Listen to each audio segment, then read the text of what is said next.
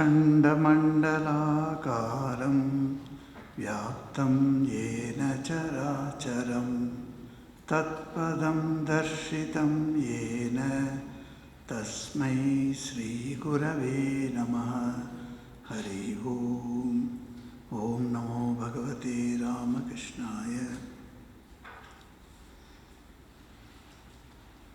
மதிப்பிற்குரிய ஸ்ரீமத் சுவாமி தர்மாத்மனஞ்சி மகாராஜுக்கு எனது பணிவான பிரணாமங்கள் மற்றும் சுவாமி ஆத்மகணாஞ்சி மற்றும் இதர சுவாமிகள் எல்லாருக்கும் எனக்கு நமஸ்காரங்கள். இங்கே வந்திருக்கும் பக்தர்களுக்கும் எனது காலை வணக்கங்கள். இன்று காக்கும் கரங்களின் வரிசையில் 2வது பாகம் என்று அறிவிக்கப்பட்டிருக்கிறது. முதல் பாகம் ஒரு நாளுக்கு முந்தைய நாளில் நடக்கப்பட்டது. அதில் நாம் ஒரு விஷயத்தை கண்டோம். எதை கண்டோம் என்றால், சகுண ரூபமான பகவான், அவருக்கு சகுண ரூபம் என்றால் குணம் உள்ள ரூபங்கள். அதாவது வெறும் ரூபம் மாத்திரம் இருந்தால் குணம் இல்லாமல் அந்த ரூபத்திற்கு, அந்த அவயவத்திற்கு அர்த்தம் இல்லாமல் போய்விடும். இப்போது கண்கள் என்று சொன்னால், கண்கள் ஆச்சரியத்தை தெரிவிக்க வேண்டும், கண்கள் கோபத்தை தெரிவிக்க வேண்டும், கண்கள் அமைதியும் கருணையும் தெரிவிக்க வேண்டும். ஒவ்வொரு அங்கத்திற்கும், ஒவ்வொரு அவயவத்திற்கும் ஒரு குணம் இருக்கிறதுல்லவா, அந்த குணத்தை பிரதிபலிக்க வேண்டும். அதனால்தான் சாகார சகுண என்றெல்லாம் நாம் சொல்கிறோம். அப்படிப்பட்ட பகவான் ஒரு ரூபத்தை ஏந்து கொண்டு வந்தால் அவருக்கு கால்களும் உண்டு, கைகளும் உண்டு. போன வருடம் நாம் திருவடிகளே துணை என்பதை பற்றி நாம் பேசினோம். அதில் பகவானின் திருவடிகள் எவ்வளவு மிகவும் அருமையானவை, அந்த திருவடிகளை சேர்ந்தால் நமக்கு மோட்சம் கிடைக்கும் என்றெல்லாம் நாம் பார்த்தோம். இந்த வருடம் எனக்கு கொடுக்கப்பட்ட தலைப்பு காக்கும் கரங்கள். திருவடிகள் அடுத்து கரங்கள் வந்தாச்சு. அடுத்த வருஷம் என்ன வரும் தெரியல, கண்கள் வருமானு பார்க்கலாம். ஸோ இப்படி கரங்களை பார்க்கும்போது ஒரு ஆச்சரியமான விஷயம் என்னென்னா, கரங்களை கொண்டு பகவான் நம்மை காப்பாற்றுகிறார். அதனால் தான் காக்கும் கரங்கள் என்று சொல்கிறோம். இந்த கரங்கள் நமக்கு உதவுகின்றன. பகவானின் கரம் நீட்டி நம்மை எடுத்துக்கொள்வதாக புராணங்கள் சொல்கின்றன. எப்படி கஜேந்திர மோட்சம் என்ற ஒரு அற்புதமான ஒரு கதை நமது புராணத்தில் இருக்கிறது. அந்த கஜேந்திர மோட்சத்தில் அந்த கஜேந்திரன் அப்படியே கதறுகிறான். ஏ நாராயணா, எங்கே போயிட்டு நீ? இந்த முதலை என்னை இழுத்து கொண்டு போகிறது, என்னை கவிழ்த்து விடும், பிறகு என்னை கடித்து என்னை தின்றுவிடும். இந்த பயம் வந்துடுது அவனுக்கு, இறப்பின் பயம். அப்போ கத்துறான். அப்போ நாராயணன் கத்துற உடனே நாராயணர் வந்து அவனை, அந்த கஜேந்திரனை எடுக்கிறான். எப்படி இருக்கான்னு, அவருக்கு வந்தது தன்னுடைய வாகனத்தின் மீது. ஒவ்வொரு தேவதைக்கும் ஒரு வாகனம் இருக்கிறது. வாகனம் என்றால் அது தன் மீது ஏற்றுக்கொள்வது என்று. வகன் என்ற சப்தத்திலிருந்து வடமொழி சப்தத்தில் வந்திருக்கிறது வாகனம். வகன் என்றால் என்ன? நமது தோளில் சுமப்பது என்று அர்த்தம். வகன், வகன் தோளில் சுமப்பது. அந்த மாதிரி தன்னுடைய தோளில் சுமந்து கொண்டு வருவதை வாகனம் என்று சொல்லிடுவோம். அந்த வாகனம் மிகவும் அருமையானது, ரொம்ப ஆச்சரியமாக இருக்கும். நமக்கு சில வார்த்தைகள் எப்படி ரூட் சப்தத்திலிருந்து பெரிதாக வளர்ந்து அந்த சப்தத்திற்கு இன்னொரு மீனிங்கும் வந்துடும். அந்த வாகனம் அந்த மாதிரி, அந்த வாகனத்தில் உட்காந்து வர்றார் அவர். அவருக்கு எப்படிப்பட்ட வாகனம்? ஈகிள், அதாவது கருடன். கருடன் அவருக்கு வாகனம். அந்த கருடன் மிக பெருசாக இருக்குது, பெரிய ஒரு பறவை.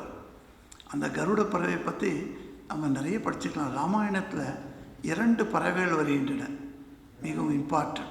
ஜட்டாயு, இன்னொன்றும்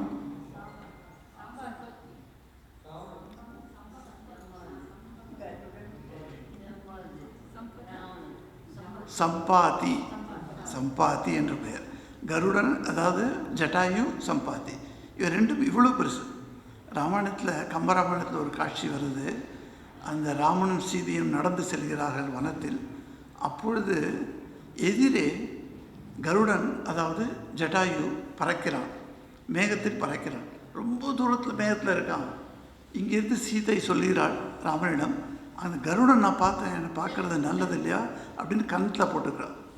ஏன்னா கருடத்தை பார்த்தானா உடனே கன்னத்தில் போட்டுக்கணும். அந்த மாதிரி போட்டுனாங்க. ஆனால் அந்த கருடன் அங்கேயே நிற்கலை, அது பறக்கலை.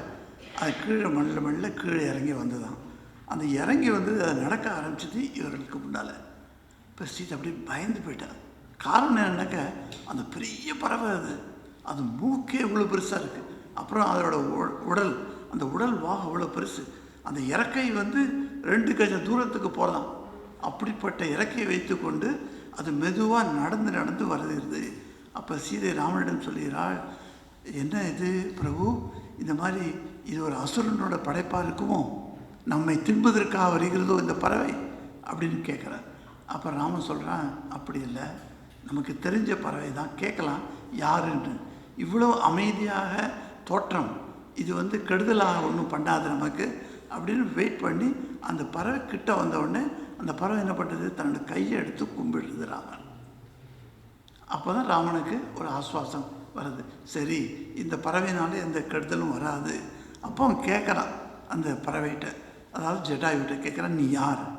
இப்போ ஜட்டாயு என்ன சொல்கிற, அவர் தான் சொல்லணும். ஏன்னா இவனுடைய தந்தையோட மிக நெருங்கிய நண்பர் அவர். அப்போ தந்தையோட நண்பை அவர் தானே சொல்லணும் இல்லையா? அதனால் மரியாதை கொடுத்து ராமன் பேசுகிறான் அவர்கிட்ட. ஓ, நீங்கள் தந்தையோட நண்பரா நீங்கள்? இப்போ எப்படி நட்புன்னு வளர்ந்தது அவங்களுக்கு, அதெல்லாம் கதையெல்லாம் ஜட்டாயு சொல்கிறார். சொன்ன பிறகு ராமன் அவருக்கு, ஜட்டாயுக்கு ஈமக்கிரையிலும் பிறகு செய்கிறான் என்று நாம் ராமாயணத்தில் படிக்கிறோம். அந்த ஜடாயு வந்தபோது எப்படி பெருசாக இருந்து, அதே மாதிரி சம்பாத்தியம், பெரிய பறவைகள். இப்போ நாராயணர் அந்த கருடன் மேலே ஏறி வரும்போது அவ்வளோ பெரிய பறவை அது வந்து அந்த நதியில் தன்னுடைய கால்களை பதித்து கீழே கொடுத்தது. அப்பொழுது நாராயணன் தன் கையை நீட்டி அந்த கஜன், அதாவது கஜேந்திரன் இருக்கா இல்லையா, அவனை தும்பிக்கை பிடிச்சி இழுக்கிறாராம். உடனே அது வைகுண்டத்துக்கு போவார். ஸோ இந்த மாதிரி காப்பாற்றப்படுகிறார். கைகளை நீட்டி காப்பாற்றுவது, அதுதான் சொல்லலாம், முந்தைய பழிக்கு துணை 12 கரங்கள் என்று முருகனை பற்றி நம்ம பேசுகிறோம். இந்த கைகளை வைத்து, கரங்களை வைத்து கொண்டு காப்பாற்றுறது. இப்படி விநாயகர் எப்படி கரங்களினால் வியாச பகவானுக்கு அருள் செய்தார் என்று பார்த்தோம் முதலில். பிறகு சிவன் தன் கரங்களினால் எப்படி அருள் செய்தார் தன்னுடைய பக்தனுக்கு. சிவன் மேலே நிறைய இருக்கிற மாதிரி கைகளால் அவர் அருள் பண்ணதெல்லாம் நிறைய விஷயங்கள் புராணத்தில் இருக்குது. புராணத்துக்கு கூட போக வேண்டாம். இப்போ தான் ஒரு 200-300 வருஷத்துக்கு முன்னால் இருந்த பக்தர்கள், நமது தமிழ்நாட்டிலே வாழ்ந்த பக்தர்கள், அவர்களுக்கு எப்படி சிவபெருமான் வந்து தன்னுடைய கையால் அருள் புரிக்கிறார், அதெல்லாம் நம்ம பார்த்தோம்.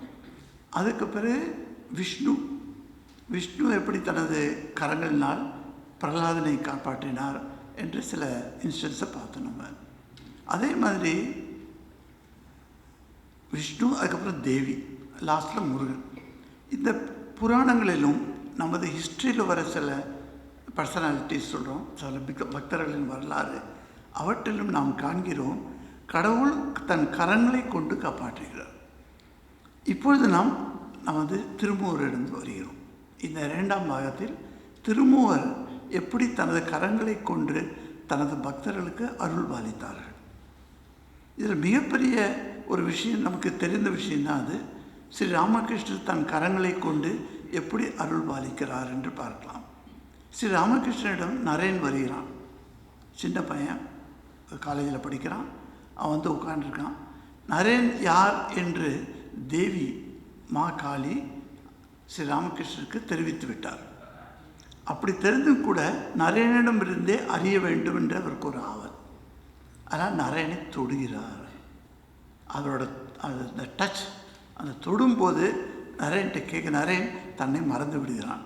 நரேன் என்று அவனுக்கு தெரியவில்லை. அப்பொழுது சில கேள்விகள் கேட்கிறார் நரேனிடம். நீ யார், எங்கிருந்து வருகிறாய்? அவர் அன்னை காளி என்னெல்லாம் சொன்னாலும் நரேனை பற்றி எல்லாம் கரெக்டாக அவன் சொல்கிறான். அப்போ தான் அவருக்கு புரியுறது, இவன் தான் நரேன். அதனால தான் நரேனை பற்றி எந்த குற்றம் சொன்னாலும், யார் எப்படிப்பட்ட கம்ப்ளைண்ட் செஞ்சாலும் ராமகிருஷ்ணன் அதை ஏற்க மாட்டார். ஏன்னா அவருக்கு தெரிஞ்சிடுது, நரேன்ட்டேருந்து தெரிஞ்சாச்சு, அன்னை காளியும் காமிச்சு கொடுத்தாச்சு. அதனால் அவருக்கு கவலையே இல்லை. நரேனை பற்றி அவர் 100% அவர் விசுவாசம் இருக்குது. அந்த மாதிரி இருந்தது அவர். இப்படி இவனை தொடுவதை பற்றி பார்க்கிறோம். பட் ராமகிருஷ்ணர் மற்ற பக்தர்களையும் தொட்டிருக்கிறார். அந்த ஸ்பர்ஷம் என்பது ஒரு விதமான டூல், அதாவது ஒரு உபகரணம். எப்படி நாம் ஒரு பேனாவை வைத்துக்கொண்டு நாம் எழுதுகிறோமோ, எப்படி கண்ணாடியை வைத்துக்கொண்டு கண்கால் பார்க்கிறோமோ, எப்படி டெலிஃபோனை கையில் வைத்துக்கொண்டு பேசுகிறோமோ, இப்படிலாம் இது உபகரணம் என்று சொல்லுவோம். இதெல்லாம் இந்த இன்ஸ்ட்ருமெண்ட்ஸ். அந்த மாதிரி ராமகிருஷ்ணன் இந்த ஸ்பர்ஷம் ஒரு இன்ஸ்ட்ருமெண்ட்டாக மாறுகிறது. இதுதான் நம்ம பார்க்க வேண்டியது. தர்ஷன தீட்சை என்று சொல்வார்கள். அதாவது தர்ஷன் மூலமாகவே தீட்சை கொடுப்பது. தொடாமலே, தலையில் கை வைத்து ஆசீர்வாதிக்காமல் தொடாமலேயே தர்ஷன் மூலமாக தீட்சை கொடுப்பார்கள். நம்ம சுவாமி ககனானந்த மகாராஜ்னு ஒரு சுவாமிஜி இருந்தார். இங்கே அவரோட சிஷ்யர்கள் யாராவது இருக்காங்களா? கை தூங்கப்பாங்க. ஒரு அம்மா இருக்காங்க. ஓகே, ககனானந்த மகாராஜோட சிஷ்யை. ககனானந்த மகாராஜ் அவர் அப்படிப்பட்டவர். அவர் உட்காண்டிருக்கார். ஒரு அம்மா என்கிட்ட வந்து சொல்கிறாங்க, என்னோடய ஹஸ்பண்ட் ராமகிருஷ்ண மடத்துக்கெல்லாம் வர்றது பிடிக்காது. அவர் என்னை வண்டியில் எடுத்துன்னு வந்து காக்கூடு காட்சியில் அங்கே தான் இருந்தார் அவர் பிரசிடெண்ட்டாக, இறக்கி விட்டுட்டு போயிடுவாங்க. அப்புறம் நான் பாட்டு அவர்கிட்ட பேசின்னு இருப்பேன். அந்த அதாவது சத்சங்கம் முடிஞ்ச பிறகு 1 மணி நேரத்துக்கு பிறகு ஹஸ்பண்ட் ஒரு காரில் வந்து என்னை கூட்டிகிட்டு போவார். அவர் எங்கேயோ போய்ட்டு சுற்றப்படுவார். அவர் ஆசிரமத்தில் உள்ள நுழைய மாட்டார், வெளியில் வந்து நிற்பார். அந்த மாதிரி சில ஹஸ்பண்ட்ஸ் இருக்காங்க. ஸோ என்ன பண்ணுறது, இந்த அம்மா பக்தி இருக்குது இவங்களுக்கு, இவங்க இறங்கிடுவாங்க. இந்த அம்மா ஒரு நாளைக்கு அவர் ஹஸ்பண்ட் கேட்குறாராம், என்னம்மா நீ டெய்லி போயின்னு இருக்காங்க, யார் அவர் ககனானந்த்ஜி அப்படின்னு. உடனே சொல்ல, சரி இன்னைக்கு நீ என்னை விட்டுட்டு போகாமல் என் கூடயே வா, உனக்கு காமிக்கிறேன் அப்படின்னு கூட்டிகிட்டு போனேன். உள்ளே போய் இவரும் உற்சாகத்தோடு போயிருக்கார். ஒரு கௌதூலம், ஒரு க்யூரியாசிட்டின்னு சொல்லுவாங்களே, அந்த மாதிரி யார் இவர் அப்படின்னு பார்க்கறதுக்கு அவரும் வந்து உட்காண்டிருக்கார். நிறைய பக்தர்கள் உட்காண்டிருக்காங்க. உட்காண்டிருக்கும் போது ககனானந்த மகாராஜ் இப்படி பார்க்குறார். பார்த்துட்டு அந்த ஆளை மாத்திரம் கொஞ்சம் அதிகமான செகண்ட்ஸ் அவர் பார்த்துருக்கார். முடிச்சிருந்த கதை முடிஞ்சது அன்றைக்கி. கொஞ்ச நாளைக்கு பிறகு அவர் தன்னோட ஒய்ஃப்ட்ட சொல்கிறாராம், இது மாதிரி எனக்கு அவர்கிட்டருந்து தீட்சை வாங்கணும்னு ஆசை வந்துடுத்து அப்படின்னு. அவன் ஒய்ஃபுக்கு ரொம்ப ஆச்சரியம், என்னடா அது, இவர் தீட்சையெல்லாம் பிடிக்காது, உள்ளே வரமாட்டார் ஆசிரமத்தில், இப்போ தீட்சை வாங்குறேன்னு சொல்கிறாருன்னு ஆச்சரியம். எப்படிங்க உங்களுக்கு இது மாதிரி ஆசை வந்து தீட்சை வாங்குறேன்னு. அன்றைக்கி அவரை பார்த்த பார்வை என்னை பண்ணிச்சு அப்படின்னு. இப்போ சரி கூட்டின்னு போனாராம்.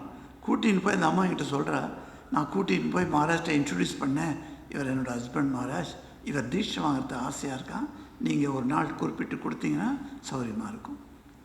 அவர் திரும்பி அந்த ஹஸ்பண்ட்டை கேட்குறார், ஏன்பா அன்றைக்கி நான் தர்ஷன தீட்சை கொடுத்தேனே அது போதாது அவனுக்கு அப்படியே அசந்து போயிட்டான் ஹஸ்பண்ட். தர்ஷன தீட்சை பாருங்கள்.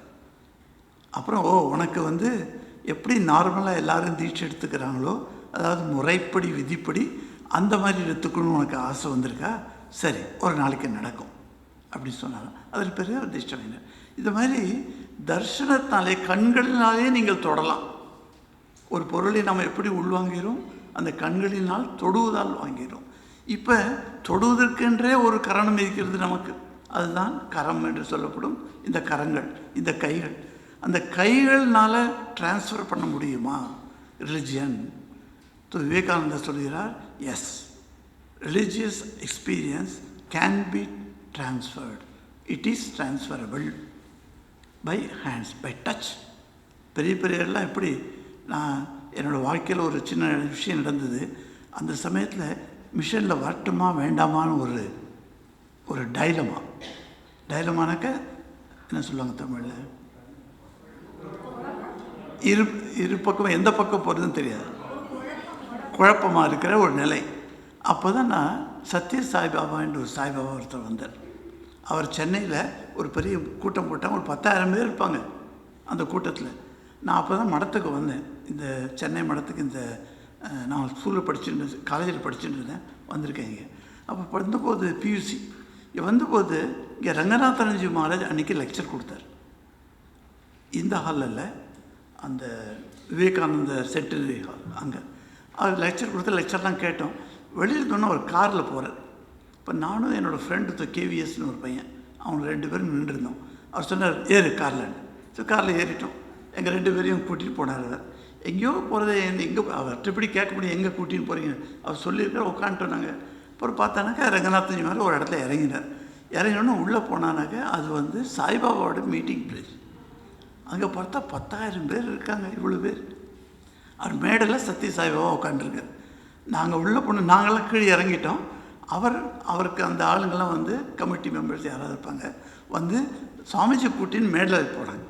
மேடையில் சத்ய சாய்பாபாவும் சுவாமி ரங்கநாதனையும் அணைத்து கொண்டுறார் இருவரும். இப்போ சத்ய சாய்பா சொன்னால் நீங்கள் பேசுங்க, அதுக்கப்புறம் நான் பேசுகிறேன் அப்படின்னு. ஸோ இவர் ஒரு 20 நிமிஷமாக ஏதோ பேசுகிறது, இங்கிலீஷில் ரொம்ப நல்ல டாக் அது. அதெல்லாம் நான் கேட்டுன்னு இருக்கும்போது அவர் பேச்சு முடிஞ்சது, அவர் கிளம்பி போகிறேன்னு போயிட்டார். நான் நினச்சேன் சரி இங்கே உட்காரலாம், இவருக்கு இங்கே விட்டோம்னா சாய்பாபா பற்றி இவ்வளோ பேசுகிறாங்க, இவர் தெய்வம் அதெல்லாம் சொல்கிறாங்க, உண்மையாகவே தெய்வமாக என்னன்னு பார்க்கலாம் இன்றைக்கி அப்படி நானும் உட்காந்துருக்கேங்க. எல்லோரும் முடிஞ்சது, அந்த கதை எல்லாம் முடிஞ்சுட்டு அவர் பேச்சு முடிஞ்சிட்டோம். அவர் நல்லா பாடுவார். நம்ம ஆத்மகணாஞ்சி மாதிரி ஒரு குரல் வளம் அவருக்கு. அவரோட சின்ன வயசில் 42 வயசு 45 வயசில் அவர் பாடும்போது நீங்கள் கேட்டுருந்ததெல்லாம் இப்போ யூடியூப்பில் வருது, எக்ஸலண்ட்டாக போட்டிருக்காங்க. அவர் பாட்டு அப்படியே அருமையான குரலில் இருக்குது. அவர் இந்த மாதிரி நாமாவளி தான் பாடுவார், பஜனையெல்லாம் பாட மாட்டார், அதிகமாக நாமாவளி பாடுவார். ஏன்னா அந்த கூட்டம், அந்த 10,000 பேர் கூட்டம் பாடணும் இல்லையா, அதுக்காக நாம் சின்ன சின்ன நாமாவளி ரொம்ப அருமையாக பாடிட்டு இருந்தார். அதெல்லாம் முடிச்சுட்டு அவர் கீழே இறங்கி அவர் நடந்துட்டுருக்கார். எங்கே வேணால் போகலாம், நடந்துட்டுருக்கார். இங்கே போகிறார், அங்கே போகிறார் அப்படின்னு. நான் உட்காண்டிருக்க இடத்துக்கு பக்கத்துலையும் வந்துட்டுருக்கேன். அப்போ நான் மனசில் ஒரு கேள்வி கேட்டேன். எனக்கு மனசில் ஒரு துவிதா, அதாவது ஒரு கம்ப்ளைண்ட் இருக்குது, அதாவது கன்ஃபியூஷன் இருக்குது. மடத்தில் போகலாமா வேண்டாமா, இந்த பிரச்சனையை நீங்கள் தீர்த்து வைத்தால் உங்களை தெய்வீகமான புருஷர் என்று நான் நம்புவேன் அப்படின்னு என்கிட்ட ஒரு சேலஞ்சு. அவர்கிட்ட மனசில் ஒரு சேலஞ்ச். அவர் எங்கெங்கே சுற்றின்னு இருந்தவர் எங்கிட்ட வந்தார். என்கிட்ட இருந்து தன் கையால் என்னோடய தோள் மேலே வச்சுட்டு என்கிட்ட முகத்துக்கிட்ட மூக்கு இடிக்கிற மாதிரி என்கிட்ட வந்து சொல்கிற, உனக்கு ராமகிருஷ்ணர் மேலே பக்தி இருக்குது, அதை இன்டென்சிஃபை பண்ணு அப்படி சொல்லிட்டு. அந்த 10,000 பேரில் என்னை பற்றி அவருக்கு என்ன தெரியும், நான் எதேச்சா போனவன் தாங்க. அவரை பற்றி கேட்டதில்லை, பார்த்ததில்லை, ஃபஸ்ட் டைம் நான் பார்க்குறேன். அப்போ வந்து அந்த என் தோளில் கை வச்சு அவர் சொன்னது, உடனே என் மனசு டிசைட் பண்ணிவிட்டு as I should become a monk அப்படின்னு. ஸோ இந்த மாதிரி சில வித்தியாசமான நிகழ்ச்சி நடத்துது. இந்த டிரான்ஸ்ஃபரன்ஸ் ஆஃப் பவர், அந்த ஒரு சக்தியை கையால் தொட்டு டிரான்ஸ்ஃபர் பண்ணலாம். இதை நாம் பார்க்கிறோம் ஸ்ரீ ராமகிருஷ்ணன் வாழ்க்கை. ஒரு மிகப்பெரிய இன்சிடெண்ட் எப்படின்னு பார்த்தீங்கன்னாக்கா, 1 ஜனவரி 1886. அந்த ஜனவரி அன்னைக்கு காலையில் நல்ல sunrise. It was Sunday, not it was Sunday, it was I don't know whether Sunday or which day, but 1 January holiday. So நிறைய பக்தர்கள் அங்கே வந்திருக்காங்க. காசிப்பூருக்கு வந்து ஒவ்வொரு இடத்துல இங்கே உட்காந்துருக்காங்க, சில பேர் இங்கே நிற்கிறாங்க, சில பேர் அங்கே பேசின்னு இருக்காங்க. இப்படி நடக்கிற விஷயம் அவரும் பார்க்குற. கொஞ்சம் ஒரு 3 மணி ஆச்சு. 3 மணிக்கு என்னாரு, எல்லோரும் சாப்பிட்டாச்சு. அந்த சமயத்தில் எல்லோரும் பேசின்னு இருக்காங்க, பக்தர்கள் கூட்டமாக. அவர் இறங்கி வர்றார், படியில் இறங்கி வர்றார், வந்து கொஞ்சம் நடந்து வர்றார். அந்த காசிப்பூருக்கு நீங்கள் போனீங்கன்னா பார்க்கலாம், ரொம்ப அற்புதமான ஒரு சின்ன ஒரு பாதை. அந்த படியிலிருந்து இறங்கி அவர் நடந்த பாதை இன்னும் இருக்குது அங்கே. அதனால தான் நம்ம அங்கே அவர் நட்ட செடியும் இருக்குது, மரச்செடி. அது இப்போ பெரிய மரமாக வளர்ந்துருக்கு. அந்த பாதையில் அவர் வந்துட்டு போது பார்க்குற, இங்கேயும் அங்கேயும் பக்தர்கள்லாம் நிற்கிறாங்க. இவர் வரதை பார்த்துட்டு பக்தர்கள்லாம் ஓடி வராங்க இவர்கிட்ட வந்து நமஸ்காரம் பண்ணுறாங்க. சில பேர் கையில் பூ வச்சுன்றதெல்லாம் அப்படியே அவர் பாதத்தில் கொடுக்குறாங்க. இந்த மாதிரி பாதத்தை தொட்டு வணங்குறாங்க. பெங்காலியில் ஒரு கல்ச்சர் இருக்குது, ஏதாவது சாதுக்கள் வணங்கணுன்னாக்க நமஸ்காரம் பண்ணாக்க வெளியிலேருந்து இப்படி நமஸ்காரம் பண்ண மாட்டாங்க, இல்லை குனிஞ்சு நமஸ்காரம் பண்ணால் தூரத்துலேருந்து பண்ண மாட்டாங்க. அவங்க கிட்ட பெண்களாக இருந்தாலும் சரி ஆண்களாக இருந்தாலும் சரி கிட்ட வந்து 2 காலையும் தொட்டு கண்களில் ஊற்றி கொண்டு தலைமையில் ஊற்றி கொள்வார்கள். இது அவங்களுக்கு ஒரு பழக்கம். இப்போ நம்ம தமிழ்நாட்டிலையும் தமிழ் பக்தர்கள்லாம் நம்ம வேல் மடத்துக்கு போய் அவங்களோட விஷயத்தை கற்றுட்டு வந்துட்டாங்க. இப்போ இங்கே தமிழ் பக்தர்களும் காலை தொட்டு கும்பிடுகிறார்கள். அது அந்த நம்ம நாட்டில் இந்த இடத்துல கிடையாது, ஆனால் பின்னால் வந்த ஒரு முறை. அவங்க என்ன பண்ணிட்டாங்க, அப்போ எல்லோரும் கும்பிடுறாங்க ராமகிருஷ்ணர் ஒரு பரவச நிலைக்கு போகிறார். அந்த பரவச நிலையில் அவர் ஆசீர்வாதம் செய்கிறார் பக்தர்களுக்கு. சைத்தன்யோ பவ அப்படிங்கிற சைத்தன்யம் உங்களுக்கு உண்டாகட்டும் என்று ஆசீர்வாதம் கொடுக்குறார். யாரோடதுப்பா? என்னோடதான் இல்லையே. ஓ, இதா?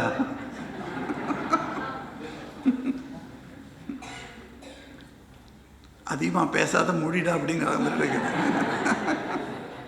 ஸோ அவர் ஆசீர்வாதம் செய்கிறார். அந்த பரவச நிலையில் இருக்கும்போது சில பக்தர்கள் வந்து அவரை வேண்டுகிறார். அப்போது ஒவ்வொருத்தரையும் தன்னுடைய கைகளால் பக்தர்களின் இதயத்தை தொடுகிறார். அவர் தொடும்போது ஒவ்வொரு பக்தரும் என்னென்ன அவனுக்கு ஆஸ்பிரேஷன், என்னென்ன விஷயம் அவனுக்கு வேணும்னு தோணுற மாதிரி இருந்ததோ அதையெல்லாம் நிறைவேற்றுவதாக இவர்கள் ஒரு உணர்ச்சி கிடச்சிது. அப்படி தான் நம்ம பார்த்தோம். நேற்றுக்கு ஹராதன்னு ஒரு பையன், அவன் ராமகிருஷ்ணர்கிட்ட வரதுண்டு. அவனுக்கு நேற்றுக்கு சொன்ன மாதிரி இந்த ஹராதனுக்கு ராமகிருஷ்ணர் பற்றி தியானிக்கும் போது ஃபுல் உருவம் வருவதில்லை.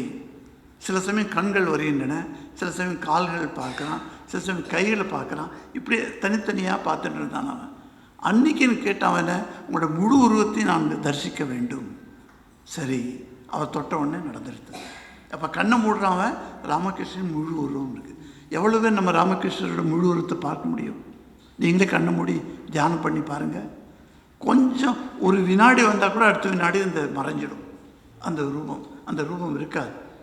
சில சமயம் கால்கள் மாத்திரம் தெரியும், சில சமயம் கைகள் மாத்திரம் தெரியும். அப்படி அவருக்கு ஹராதனுக்கு அன்னைக்கிலிருந்து ஃபுல் உருவம் கிடைச்சிதான். அதே மாதிரி வைகுண்டநாதன் ஒரு பக்தர், அவர் வந்திருக்கார். நான் எல்லா இடத்திலும் உங்களை காண வேண்டும் என்ற ஆசை அவருக்கு. அதை வேண்டிக் கொண்டார். ராமகிருஷ்ணர் தொட்டதனால் எல்லா இடத்துலையும் எல்லா பொருளிலும் ராமகிருஷ்ணரை கண்டார்.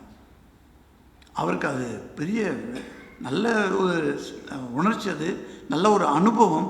ஆனால் வீட்டில் நடைமுறைக்கு ஒத்தாது.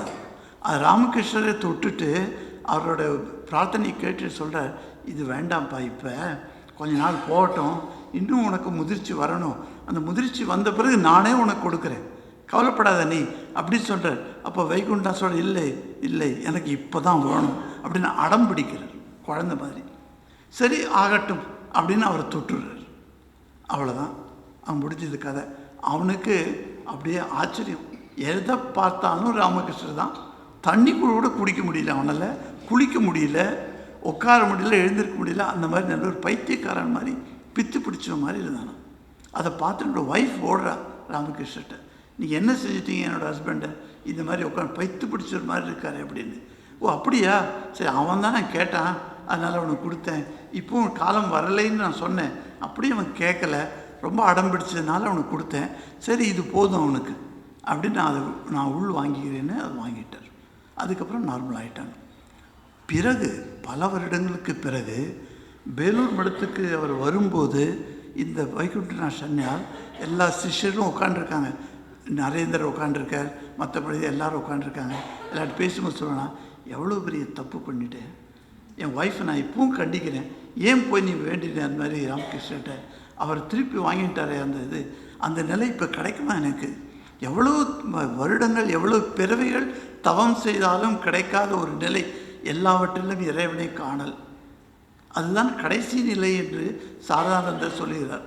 இறை அனுபூதியில் இறைவனை ஒரு தடவையாக பார்க்கும்போது மாத்திரம் இல்லை, எல்லா இடத்திலும் இறைவனை பார்ப்பது தான் கடைசி இறை அனுபூதியின் நிலை அப்படின்னு சாரதானந்தி விளக்கம் கொடுக்குறார். அப்படிப்பட்ட நிலை எனக்கு கிடைச்சும் அதை தவறு விட்டேனே இது மாதிரி. இப்போ எனக்கு கிடைக்குமா? இப்போ கிடைக்காது. இல்லை பாரு, இன்னும் எனக்கு தபஸ்யா செய்ய வேண்டும், இன்னும் எவ்வளோ பிறகுகள் எடுக்க வேண்டுமோ தெரியாது அப்படின்னு வருத்தப்பட்டு சொல்வார் அவர். அப்படி அந்த அந்த தொடுவதற்கு மகிமை பாருங்கள், நீங்கள் எதை கேட்குறீங்களோ உடனே கிடச்சிருது. இது ராமகிருஷ்ண வாழ்வில் நம்ம மற்ற சிஷ்யர்களையும் பார்க்குறோம். எப்படி சுவாமி விக்யானந்த மகாராஜ், சின்ன காலேஜ் பையன், ஜஸ்ட் சிவில் எக்ஸாம்ஸ் எழுதியிருக்கான், இன்ஜினியரிங்கில் சிவில் இன்ஜினியரிங் எழுதிட்டு அவரை பார்க்க வந்திருக்கான்.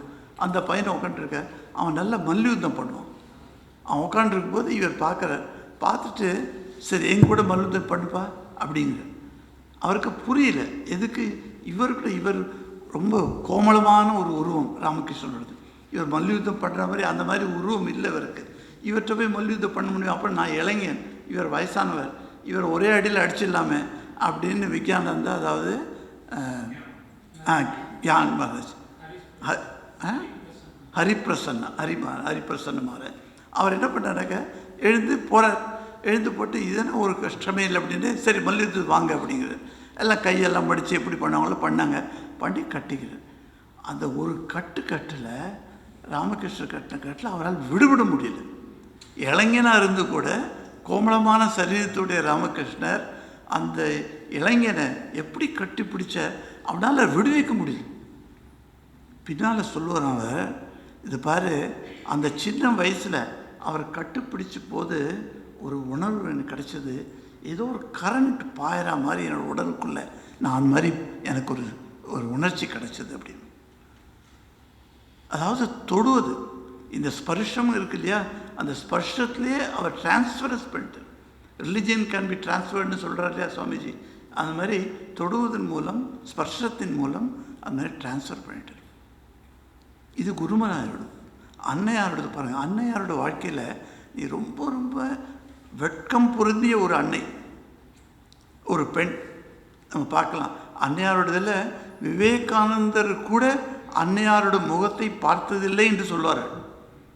நரேன் வருகிறான் என்று சொன்ன உடனே அன்னையார் தன்னுடைய கும்டாவை எடுத்து கீழே இறக்கி விடுவார். கும்டான்னு சொல்லுவோம் ஹிந்தியில், தமிழில் என்ன சொல்லுவோம், முக்காடு. அந்த முக்காடை இழுத்துருவோம், அவன் இழுத்து வச்சுருவாளாம். அதனால் அன்னையாரோட முகத்தை பார்க்கவே இல்லை. விவேகானந்தர் அன்னையாரோட முகத்தையே பார்க்கல. அவர் சமாதி அடையவில்லை. ஆனால் நம்ம பாருங்கள், நம்ம எல்லோரும் முகத்தை பார்க்குறோம். எவ்வளோ அருமையான முகம் அன்னையாரோட, நம்ம எல்லோரும் பார்க்குறோம்.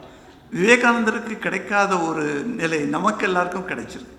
ஆனால் அன்னையார் அப்படிப்பட்ட ஒரு ரொம்ப ரொம்ப, அது என்ன சொல்லுவாங்க, அந்த வெட்கம் பொருந்திய, அதுக்குன்னு சொல்லுவாங்க நாணம் பொருந்திய ஒரு பெண். நாணம், அந்த நாணம் இருக்கிற பொண்ணு. அப்படிப்பட்ட நாணம் தான் நமது நகை நட்டெல்லாம் சொல்லுவாங்க. அந்த மாதிரி நாணம் உள்ள பெண், அவ்வளோ பின்தங்கி இருந்த பெண் அப்படின்னு பல பேர் அவருக்கு கிரிட்டிசைஸ் பண்ணுவாங்க. இந்த அம்மா முன்னால் வரமாட்டாங்க, பேச மாட்டாங்க. இவர்களே ராமகிருஷ்ணன் சீடர்கள் கூட பேசுவதற்கு தயக்கம் காட்டியிருக்கிறார். அப்படிப்பட்ட அன்னையார் தொடுவது என்பது சாத்தியமா? பெண்களை தவிர ஆண்களை பார்க்காத ஒரு அன்னை அவர்களை தொட்டு அவர்களுக்கு ஒரு தன்னுடைய அன்பை காட்டுவது இது சாத்தியமா என்றால் முடியாது என்றுதான் நமக்கு தெரியும். ஆனால் ஒரு பக்தர் அன்னையார்கிட்ட வந்திருக்கார். அன்னைக்கு அவர் பெயர் நாக் மகாஷய் என்று பெயர். நாக் மகாஷை பற்றி நீங்கள் நிறைய கேள்விப்பட்டிருக்கலாம். நாகேஸ்வரை பற்றி படிங்க நீங்கள். அப்போ தான் ராமகிருஷ்ணர் மேலே பக்தி வைக்கிறது எப்படின்னு புரியும். ராமகிருஷ்ணரின் மீது பக்தி வைத்து நம்ம டே டு டே ஆக்டிவிட்டீஸ் எப்படி பண்ணுறதுன்னு தெரியணும்னா சுவாமி ராமகிருஷ்ணானந்தர் வாழ்க்கையை படிக்கணும்.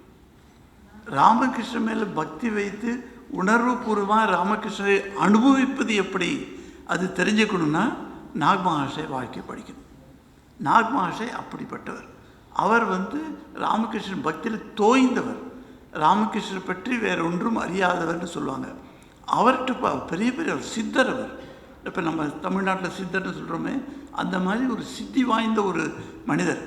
எப்படிப்பட்ட சித்தி அவருக்கு? அவர்கிட்ட போய் ஒரு சின்ன பையன், சரத்சந்திரன்னு ஒரு பையன், அவன் வரான். அவன் கேட்குறான், சார் நீங்கள் கல்கத்தாவுக்கு போகிறீங்க. கல்கத்தாவுக்கு, அவர் டாக்காவில் இருந்தார் அப்போ, பங்களாதேஷ்.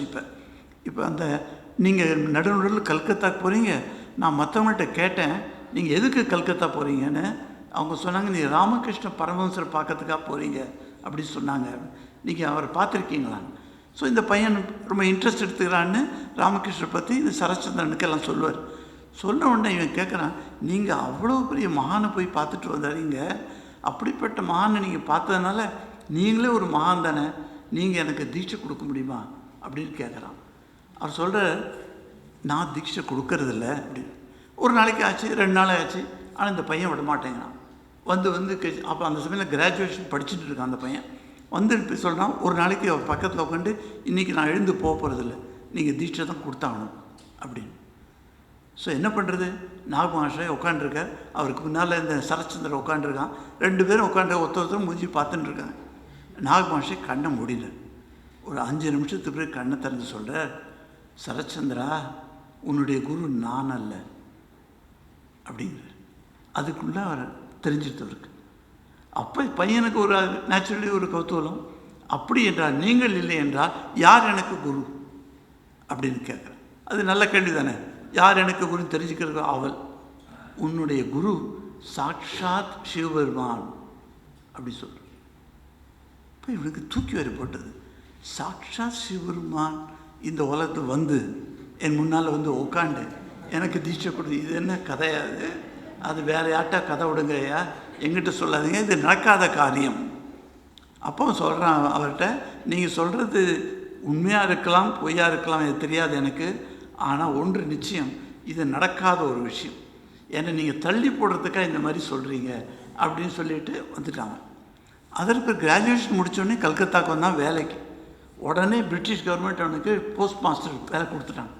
அந்த காலத்தில் கிராஜுவேஷன் அவ்வளோ பெரிய மதிப்பு. போஸ்ட் மாஸ்டர் வேலை கொடுத்துட்டான். அந்த போஸ்ட் மாஸ்டர் வந்து அவர் இங்கே அங்கெல்லாம் போஸ்ட் மாஸ்டர் பண்ணியிருக்கார். நான் ராஞ்சியில் இருந்தேன் இல்லையா 12 வருஷம், ராஞ்சிலையும் போஸ்ட் மாஸ்டர் அவர் வேலை செஞ்சுருக்கார் இந்த சரச்சந்திரன். இவர் அப்போ தான் விவேகானந்தர் அமெரிக்காவிலேருந்து திரும்பி வர்றார். அந்த சமயத்தில் இவன் கல்கத்தாவுக்கு டிரான்ஸ்ஃபர் ஆகி போகிறான். கல்கத்தாவில் உட்காந்து இவர் விவேகானந்தர் போய் பார்க்க போகிறான். இம்மிடியேட்டாக விவேகானந்தருக்கு அவனுக்கு ஒரு பிணைப்பு. அங்கே விவேகானந்தர் சொல்ல, சரத் வா. சரத் அவர் ரொம்ப வேடிக்கையாக கேலியாக கூப்பிடுவார். அந்த பெங்காலில் வெஸ்ட் பெங்கால் ஈஸ்ட் பெங்காலில் 2 இருக்குது. இந்த வெஸ்ட் பெங்கால்காரங்கள்லாம் ஈஸ்ட் பெங்கால்காரங்களை கொஞ்சமாக ஒரு ஒரு இந்த நோக்கோடு பார்ப்பாங்க. அதாவது இவங்க எங்களை விட தாழ்ந்தவர்கள், அந்த மாதிரி ஒரு நோக்கம் இருக்குது. அந்த மாதிரி எங்களை கேலி பண்ணுறது அப்படியெல்லாம் பண்ணுவாங்க. ஸோ பங்கால்னு பேர் அவனுக்கு. பங்கால்னாக்கா ஈஸ்ட் பெங்கால்லேருந்து வரவன்னு அர்த்தம்.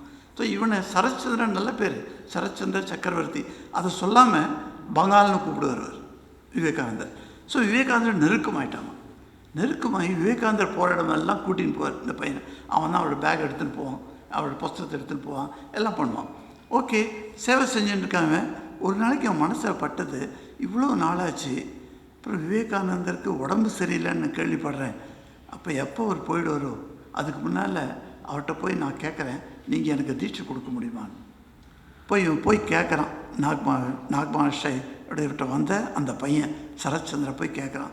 ஒரு நாளைக்கு சுவாமிஜிக்கிட்ட போய் தேடின்னு போகிறான். சுவாமிஜி ஆலம்பசார் மடத்தில். அங்கே சுவாமிஜி இல்லை. அங்கே பிரேமானந்தி வழியில் வந்தார். அவர்கிட்ட கேட்குறான், எங்கே விவேகானந்தர்னா, எங்கேயாவது இருப்பார் அப்படின்னு சொல்லிவிட்டு அவர் போயிட்டார். இவன் தேடி தேடி பின்னால் ஒரு மரத்தடியில் விவேகானந்தர் உட்காந்து தியானம் பண்ணி கொண்டிருக்கிறார். அந்த தியானம் பண்ண நிலையில் பார்க்குறவன் போய் அவருக்கு முன்னால் உட்காடுறான். உட்காந்து பார்த்து இவனும் கண்ணை மூடிட்டான். அவரை டிஸ்டர்ப் பண்ண முடியாது இல்லையா.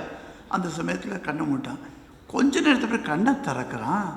அங்கே விவேகானந்தர் இல்லை, சாக்ஷாத் சிவபெருமான் உட்காந்துருக்கார். அப்படியே பாம்பும் அந்த திரிசூலம் பிடிச்சிட்டு சிவபெருமான் உட்காந்துருக்கார். ஜட்டா முடி விபூதி பட்டை வச்சுட்டு சிவபெருமான் உட்காந்துருக்கார். இவனுக்கு பயம் வந்துடுச்சு. இந்த சகுன சாகார ரூபத்தை எல்லாருமே நாம் கண்களால் பார்க்க முடியாத காரணமே இதுதான், பயம். நீங்களே எண்ணி பாருங்கள், தனியாக நீங்கள் வீட்டில் இருக்கும்போது திடீர்னு காளி அம்மை உங்கள் முன்னால் வந்தானா என்ன ஆகுங்க? அன்னை காளியேன்னு நீங்கள் காலில் விழுவீங்களா? மாட்டீங்க, ஓடி போடுவீங்க கதவை திறந்து. அப்படி தான் பயம். அந்த பயம் அவனுக்கு வந்தது. அப்படி நடுங்கி போயிட்டான். கண்ணை மூடின்ட்டான். உடனே கண்ணை மூடிட்டு மெதுவாக கண்ணை திறக்கிறான். விவேகானந்தர் உட்காந்துருக்கார். சரி, அடுத்த தடவை என்ன, அதே மாதிரி 2வது தடவையும் அவனுக்கு சிலிர்ப்பு வருது. 3வது தடவை 3 தடவை சிவபெருமானை பார்த்தான். இவன் ஒன்றுமே சொல்ல அவர்கிட்ட உட்காண்டிருக்கான். சுவாமிஜி கண்ணை திறந்து சொல்கிற, ஓ பங்கால் நீ வந்துட்டியா, சரி அந்த பண்டாரில் போய் ஒரு பழம் எடுத்துன்னு வா அப்படிங்கிற. சரி, இவன் போகிறான். பண்டாரில் போய் ஒரு பழம் எடுத்துன்னு வரான். என் பாதத்து முன்னால் வை, என் கையில் கொடு அப்படிங்கிற. இதுதான் நீ குருதட்சிணை எனக்கு கொடுப்பது, உனக்கு தீட்சை இப்போது நான் தருகிறேன் என்று அவனுக்கு தீட்சை அருளினால் அவன் தலையில் கை வைத்து தீட்சை கொடுத்தார் சரச்சந்திரனுக்கு. அப்போ தான் சரச்சந்திரன் புரிஞ்சுது, நாக் மகர்ஷி நான் 20 வயசு பையனாக இருந்தபோது எனக்கு சொன்னார் இல்லையா, சாக்ஷாத் சிவபெருமான் தான் உனக்கு தீட்சை கொடுப்பாருன்னு. அது உண்மையாச்சு இன்னைக்கு. அப்படிப்பட்ட நாக் மகர்ஷி, அவர் பெருமை சொல்கிறதுக்கு இந்த கதையை சொன்னேன். ஏன்னா இந்த கதை நம்ம பேச்சுக்கு அவசியம் இல்லை. அப்படியும் அவர் சொன்னேன் எதுக்குன்னா, அவர் அப்படிப்பட்டவர், ஒரு பெரிய மகான் ரிஷின்னே சொல்லாங்க. அதாவது ஃப்யூச்சரை பார்க்கக்கூடியவர். ஃப்யூச்சருங்கிறது ஒன்றுமே இல்லை அவருக்கு, ப்ரெசண்ட் மாதிரி எல்லா ஃப்யூச்சரும் தெரியும். அப்படிப்பட்ட நாக் மகர்ஷி ராமகிருஷ்ணா அந்த ராமகிருஷ்ணர் பேர்லேயே தோய்ந்து போனவர். அவர் வந்திருக்கார், ராமகிருஷ்ணர் பார்க்க முடியல அவரால். அன்றைக்கி வந்திருக்கார், அன்னையார்கிட்ட வந்திருக்கார், வந்து அங்கே உட்காந்துருக்கார். ராமகிருஷ்ண பிரசாதம்னாக்க அந்த இலையில கொடுப்பீங்க இல்லையா பிரசாதம், பிரசாதத்தை சாப்பிட்டுட்டு அந்த இலையை மடித்து சாப்பிடுவார் அவர். நம்மெல்லாம் இப்படி வெத்தலையை சாப்பிட்றோம், அந்த மாதிரி இலையை மடித்து சாப்பிடுவார். அதனால தான் அன்னையார் சொல்லுவார், பாரு நாக் மகர்ஷி வந்திருக்க, அவருக்கு இலையில கொடுக்காத பாத்திரத்தில் கொடுக்கும். ஏன்னா பாத்திரம் சாப்பிட முடியாது இல்லையா, அதனால் பாத்திரத்தை கொடுக்கணும். இல்லை எதில் கொடுக்குற நீ அதை சாப்பிட்ற, அப்படி அந்த மாதிரி ஆள். அவ்வளோ பக்தி அவருக்கு. அண்ணன் வச்சுக்கிட்ட வந்திருக்கார். அவர் வந்தபோது அந்த உணர்ச்சி வசப்பட்டு அந்த பெங்காலியில் இந்த டிஸ்கிரிப்ஷன் இருக்குது, ஒரு 1 பேஜ் டிஸ்கிரிப்ஷன். அதை நான் இங்கே படிக்க விரும்பலை, ஏன்னா உங்களுக்கு பெங்காலி தெரியாதுனால. தெரிஞ்சவங்களாம் ரொம்ப ரசிப்பாங்க. அது என்ன இப்படி எழுதியிருக்காங்க. அவர் வந்து இங்கே முட்டிக்கிறாராம். அந்த மாடிப்படி நீங்கள் உத்போதனில் போயிருந்தீங்கன்னா உங்களுக்கு தெரியும், மதர்ஸ் ஹவுஸ் கல்கட்டாவில் அந்த மாடிப்படி இருக்குது. அந்த மாடிப்படியில் கீழே அவர் தன்னோட தலையை முட்டிக்கிறார். இங்கே காயம் தலையில்.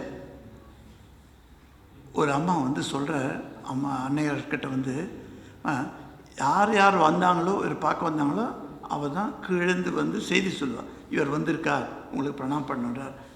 ஆண்கள் வந்தானாக்க கிட்டவ கூட வரதில்லை, கீழேருந்தே பிரணாம் பண்ணுவாங்க. அன்னையாரும் தன்னுடைய முக்காடை இழுத்துட்டு சொல்லிவிடும், அங்கேருந்து அந்த ஆசீர்வாதம் பண்ணிடுவாங்க. இன்றைக்கி இந்த அன்னை வந்து சொல்கிற, நாக் மகர்ஷின்னு ஒருத்தர் வந்திருக்கார். அப்படியா, நாக் மகர்ஷி வந்திருக்காரா, மேலே மேலே கூப்பிடு அப்படிங்கிற. நாக் மகர்ஷி மேலே கூப்பிட்டானாக்க அவரால் ஏற முடியும், படி எங்கே இருக்குன்னு தெரியல அவருக்கு. அவரோட அந்த மயக்க நிலை எப்படி இருக்குது, இந்த உணர்ச்சி பூர்வ நிலை, அன்னையாரை தரிசிக்க போகிறோம் என்ற ஒரு நிலை. அதில் எங்கே படி இருக்குது, எந்த பக்கம் திரும்பணும், ஒன்றுமே அவருக்கு தெரியலையா. அவர் பாட்டு படியில் கால் வைக்கிறார், கீழே இறங்கி வர்றார். அந்த மாதிரி அவர் ஒரு பையன் அங்கே வந்து அவரோட கையை பிடிச்சி மொல்ல ஏற்றின்னு போகிறான் படியில். மேலே போய் உட்காந்து அங்கே அன்னையார் உட்காந்துருக்கார். அப்படியே சஷ்டாங்கமாக அன்னையார் இருக்குனால விழுந்து அவர் காலை பிடிச்சிட்டு கதறாரு. அன்னையார் என்ன பண்ணுற, தன்னோட கையை எடுத்து அவனோட முதுகில், பக்தரின் முதுகில் அப்படியே வருடுறார். முதுகில் வருடிட்டு தன்னோட கையால் எடுத்து தலையில் கை வச்சு அப்படியே முகத்தை அப்படி அது மாதிரி தடவராள் அண்ணன்.